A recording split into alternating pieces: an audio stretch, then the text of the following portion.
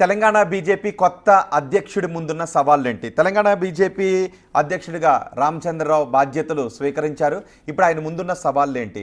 ఆయన బీజేపీ అధ్యక్షుడిగా బాధ్యతలు స్వీకరించిన తర్వాత రాజాసింగ్ లాంటి వాళ్ళు బహిరంగంగా అలిగి వెళ్ళిపోతే లోపల అలుగుతూ అదే పార్టీలో ఉన్న వాళ్ళు కూడా చాలామంది ఉన్నారు. ఇక పార్టీని బలోపేతం చేసే అంశాలు, సవాళ్ళు కూడా రామచంద్రరావు ముందున్నాయి. ఇదే అంశం గురించి ఇప్పుడు మనం మాట్లాడుకోబోతున్నాం.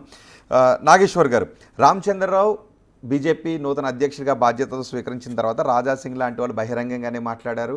ఇంకొంతమంది బహిరంగంగా మాట్లాడక అధిష్టానం ఏది చెప్తే మేము ఓకే అంటూ ముందుకు వెళ్తూ ఉన్నారు. ఇప్పుడు రామచంద్రరావు ముందున్న సవాళ్ళు ఏంటి?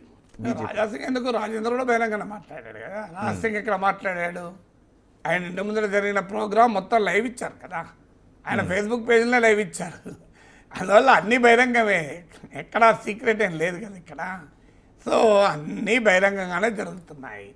సో ఇందులో మీకు రామచంద్రరావుకున్న అడ్వాంటేజ్ ఏంటంటే, ఒకటి నో ఎక్స్పెక్టేషన్స్. రామచంద్రరావు వచ్చి బీజేపీలో పరిస్థితులన్నింటినీ చక్కబెట్టి పెద్ద సమరోన్ముఖులను చేసి రేపో మాపో బీజేపీని అధికారంలో కూర్చుండబెడతారని ఎక్స్పెక్టేషన్స్ లేవు. ఆయన వచ్చిన కాంటెక్స్ట్ ఏంటంటే అందరికీ తెలుసు, బీజేపీ అధ్యక్ష పదవికి అనేక మంది పోటీ పడ్డారు. అందులో బలమైన పోటీ ఈటల రాజేందర్, బండి సంజయ్ల మధ్య జరిగింది. ఆ పోటీ దాని ఒక పెద్ద భూకంపం తర్వాత ట్రెమర్స్ వస్తాయి చూడండి. ఆ ట్రెమర్స్ కూడా ఈ మధ్య మనం చూస్తున్నాం కదా. సో ఆ ప్రకంపనలు ఇంకా కొనసాగుతూనే ఉన్నాయి. సో అందువల్ల ఆ కాంటెక్స్ట్లో రామచంద్రరావు ఎమర్జ్ అయ్యాడు. అందువల్ల రామచంద్రరావు అద్భుతాలు సృష్టిస్తాడన్న ఎక్స్పెక్టేషన్స్ లేవు. ఎప్పుడు కూడా పర్ఫార్మెన్స్ను ఎగనెస్ట్ ఎక్స్పెక్టేషన్ జడ్జ్ చేస్తారు ఎక్కడైనా. సో నీకు 50% మార్కులు 60% మార్కులు వస్తాయి అనుకునే వ్యక్తి ఐఐటీలు బాంబేలో సీట్ రాకపోతే బాధపడతారా? ఉస్మానియా ఇంజనీరింగ్ కాలేజీలో సీట్ వస్తే చాలా సంతోషపడతా అనుకునే వ్యక్తి ఐఐటి బాంబేలో సీట్ రాకపోతే బాధపడరు. సో అందువల్ల రామచంద్రరావు పట్ల ఉన్న ఎక్స్పెక్టేషన్స్ తక్కువ కనుక ఆయనకున్న మొదటి అడ్వాంటేజ్. ఎందుకంటే ఆయన ఏం చేసినా సక్సెస్ రేట్ ఉంటుంది, చూస్తుండండి. నా అంచనా రామచంద్రరావు పార్టీ అధ్యక్ష పదవి వదులుకునే సమయానికి he will prove to be a much better leader than expected. నేను ఇవాళ నాకేమి రామచంద్రరావు మీద ప్రత్యేకమైన ప్రేమ లేదు. ఆ మాటకస్తే ఆయనను మొదటిసారి ఓడించింది నేనే. 2009లో ఆయన శాసన మండలికి పోటీ చేసేటప్పుడు ఆయన ఫస్ట్ డిఫీట్ నా చేతుల్లోనే. సో అందువల్ల ఆయన నా వల్ల ఆయనకు 6 ఏళ్ల పాటు ఆయన ఎమ్మెల్సీ కాలేకపోయాడు.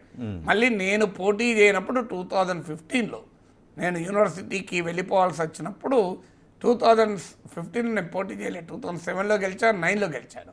15లో నేను పోటీ చేయనప్పుడు బీఆర్ఎస్కు బీజేపీకి మధ్యనే పోటీ ఉంటే రామచంద్రరావు గెలిచాడు. నేను పోటీ చేసిన ప్రతి 2 సార్లు కూడా బీజేపీని ఓడించాను. 3వసారి నేను పోటీ చేసినప్పుడు బీజేపీ కూడా ఓడిపోయింది. సో నా పోటీ వల్ల బీజేపీ ఓడిపోతూ వచ్చింది. అందులో రామచంద్రరావు నా బాధితుడు. సో అందువల్ల రామచంద్రరావు పైన ఏదో ప్రత్యేకమైన ప్రేమతో నేను చెప్పడం లేదు, ఎందుకంటే ఈ డిస్క్లైమర్ ముందే ఇస్తున్నాను. కానీ రియాలిటీ ఏంటి, రామచంద్రరావు పట్ల ఉన్న ఎక్స్పెక్టేషన్స్ సమస్య లేదు కనుక ఆయనకున్న అడ్వాంటేజ్ అది. కానీ అందువల్ల ఆయన డెఫినెట్గా he will prove much better than what everybody expect. నేను ఈ మాట అంటే బీజేపీలో కూడా చాలామంది ఒప్పుకుంటలేరు, బయట కాదు, బయట రాజకీయ విశ్లేషకులు, నాయకులు, జర్నలిస్ట్ మిత్రులు కూడా అంగీకరిస్తలేరు. కానీ నేను డే 1 చెప్తుంది ఇది మీకు. ఎప్పుడే కాదు, రామచంద్రరావు ప్రెసిడెంట్ కాకముందు కూడా రామచంద్రరావు కాబోతున్నాడు అవకాశాలు ఆయనకు ఉన్నాయని కూడా చెప్పాను. ఒక టీవీ ఇంటర్వ్యూలో last but not the least అన్నాడు. వాళ్ళు 8 మంది పేర్లు ఇచ్చి 8వ పేరుగా పెట్టారు. పెడితే నేను last but not the least అన్నాను. మొదటి పేరు రాజేందర్ పేరు పెట్టారు, లాస్ట్ పేరు రామచంద్రరావు పెట్టారు. కానీ నేను ఎక్కడా తొలగకుండా గొనుక్కకుండా Ramachandra Rao last but not the least అన్నాను. చాలామంది అప్పుడు రాంగ్ అండర్స్టాండింగ్ తీశారు.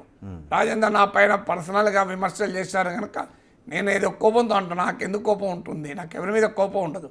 కోపంతో నా విశ్లేషణ చెడగొట్టుకొని నేను నా క్రెడిబిలిటీని దెబ్బతీసుకొని నేను ఉన్నది చెప్తాను. అందువల్ల నాకు అంచనా ఉండే అది నిజమైంది కదా. రామచంద్రరావు ప్రెసిడెంట్ అయ్యాడు కదా.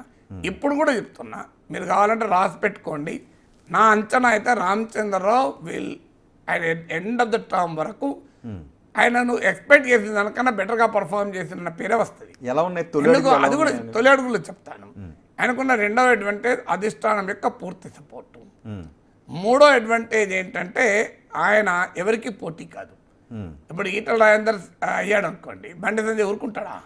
ఎందుకంటే ఈటల రాజేందర్ సీఎం క్యాండిడేట్ అవుతాడు. బండి సంజయ్ దాన్ని అంగీకరిస్తాడా? ధర్మపురం అరవింద్ అంగీకరిస్తాడా? కిషన్ రెడ్డి అంగీకరిస్తాడా? మళ్ళీ వీళ్ళందరూ కూడా కిషన్ రెడ్డి కూడా సీఎం కావాలనుకుంటాడు కదా, సంజయ్ కూడా సీఎం అభ్యర్థి కావాలనుకుంటాడు కదా. పోనీ ఇందులో బండి సంజయ్ అయ్యాడు అనుకోండి, ఈటల రాజేందర్ ఒప్పుకుంటాడా? అందువల్ల ఎవరు అయినా వాళ్ళ కాంపిటీషన్. బీజేపీలో ప్రత్యేకత అంటే 3 నాయకులు ఉంటే 4 గ్రూపులు ఉంటాయి.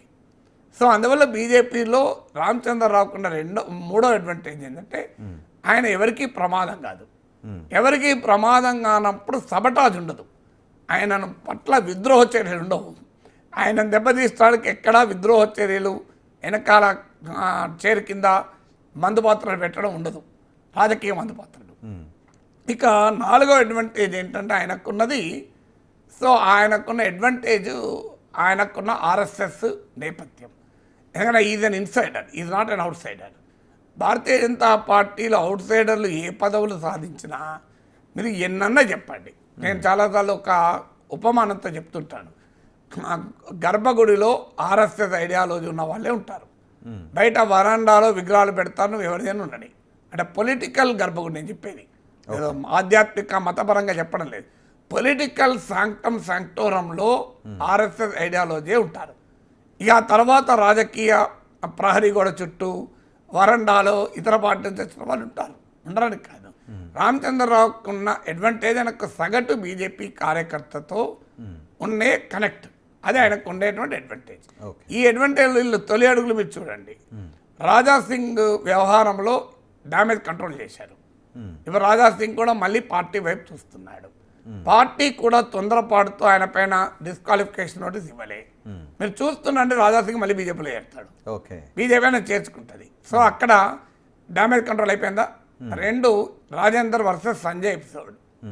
సంజయ్ హుజురాబాద్లో కామెంట్ చేయడంతో కామెంట్ చేయడము మొదలైందని ఎక్కడా నేను చెప్పలేను, మొదలంతకు ముందే ఎక్కడో జరిగింది. సో తర్వాత ఈటల రాజేందర్ షామీర్పేట్ ముందర జరిగిన ఆపరేషన్ షామీర్పేట్ చూశాం. తర్వాత అది వాస్తవంగా ఫ్లేరప్ కావాలి, కానీ ఫ్లేరప్ కాలేదు. రామచంద్రరావు మొత్తం ఏంటంటే దాన్ని కంట్రోల్ చేశాడు, ఫైర్ ఫైటింగ్ అంటే మిటిగేట్ చేశాడు. డిజాస్టర్ మేనేజ్మెంట్లో సూత్రం ఏంటంటే if you cannot prevent at least mitigate. So mitigate చేశాడు అంటే దాన్ని నియంత్రించాడు. ఎట్లా నియంత్రించాడు? అధిష్టాన అనే ఒక బాణాన్ని ప్రయోగించాడు.